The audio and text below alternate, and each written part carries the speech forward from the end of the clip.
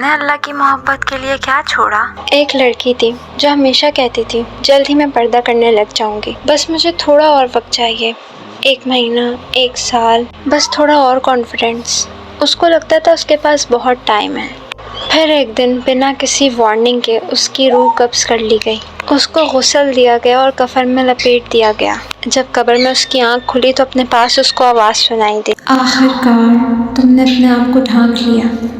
وہ مسکرائی اور اس نے کہا ہاں میں نے کر لیا۔ پھر آواز آئی، لیکن حیا کی چادر سے نہیں بلکہ کفن سے۔ لوگ کہتے ہیں حجاب از اے چوائس، اس کا اختیار اس دن مر چکا تھا۔ اٹس یو ورسز یور نفس۔ اور اگر تم اب بھی اسٹرگل کر رہی ہو تو میری ای بک یو ڈیلے حجاب but that wouldn't delay you تمہارے لیے۔ ہو سکتا ہے وہ کتاب وہ بات کہہ دے جو تمہارا دل بہت عرصے سے سننا چاہتا تھا۔ إلى ربي وليس إليه